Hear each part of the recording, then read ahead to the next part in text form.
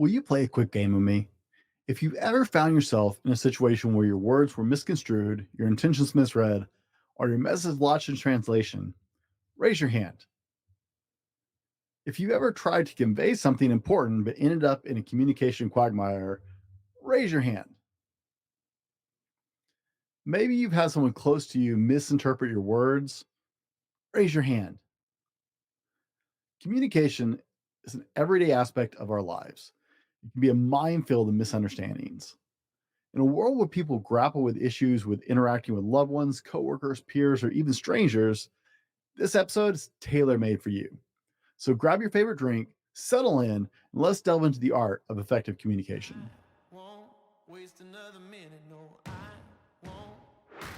Here's the million-dollar question. How do men like us reach our full potential, grow into the men we dream of being, while taking care of our responsibilities, working, being good husbands, fathers, and still take care of ourselves? Well, that's the big question. In this podcast, we'll help you answer those questions and more. My name is Brent, and welcome to the Fallible Man Podcast. Throughout my journey, I've had the privilege of rubbing shoulders with incredible speakers, thought leaders, and communication experts. In fact, if you're thirsty for more knowledge on communication, I urge you to explore my previous episode with Jim Fuller, if I can say it right, and or check out his book. You'll find it listed in my library section on thefallibleman.com/library. Today, we're delving into a specific challenge, though. The dichotomy of what you say versus how you say it. By the way, my name's Brent, and welcome to the Fallible Man Podcast, your home for all things man. A special shout out to Fallible Nation. You guys keep us doing this. That's my private community, and there's more information below if you're interested in that. And a warm welcome to our first-time listeners. Hey, thanks for giving us a shot. You can do a lot of things with your time, so I hope you enjoy the episode. Please stick around for more. We'd love to get to know you better in the community.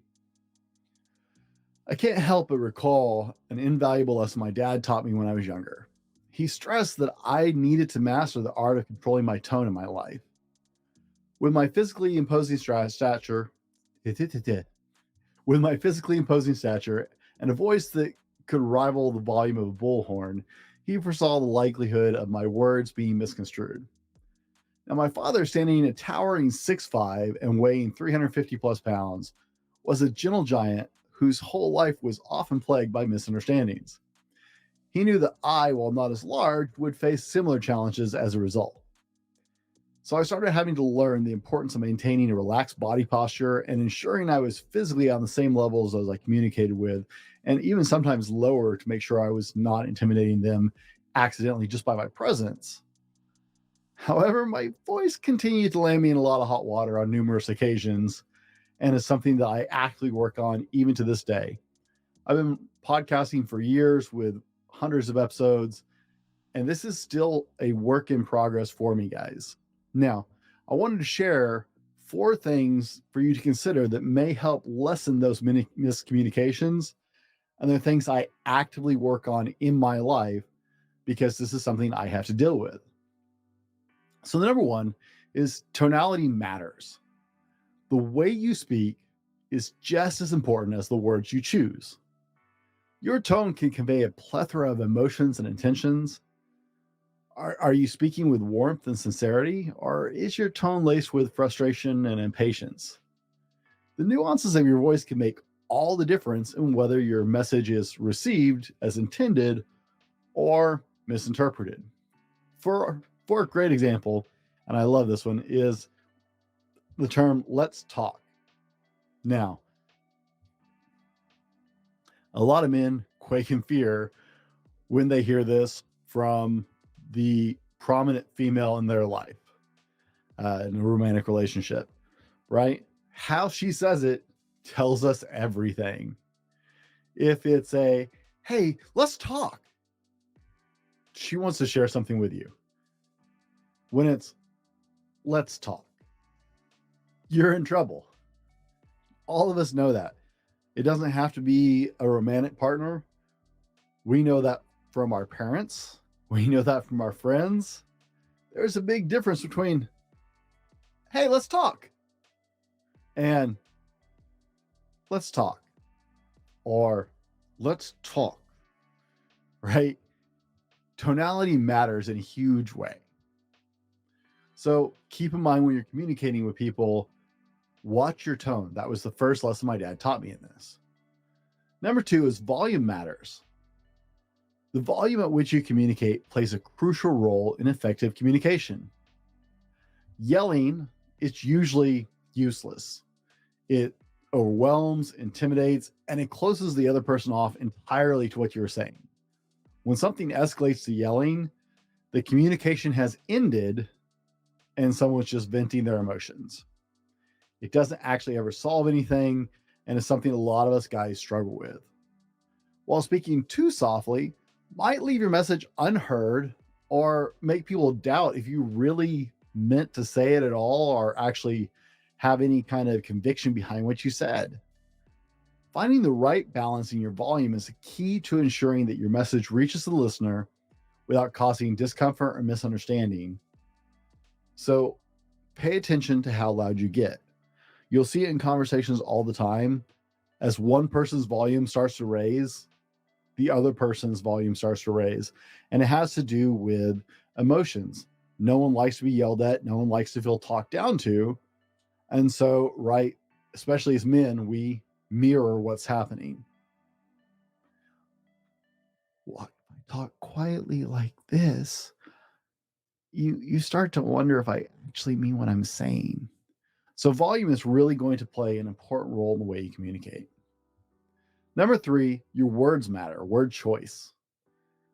I had not always paid attention to this well, but your words carry immense weight when you choose them. Are you using words that are clear and unambiguous? Or are you drowning your message in jargon and complexities? Effective communication hinges on your ability to select words that will resonate with your audience, ensuring they grasp your message without confusion or misinterpretation. Careless words Careless word choices can be offensive or completely obliterate whatever message you're trying to convey. Filler words can undermine your entire conversation just by throwing some filler throwaway words into the conversation. Number 4, body language matters.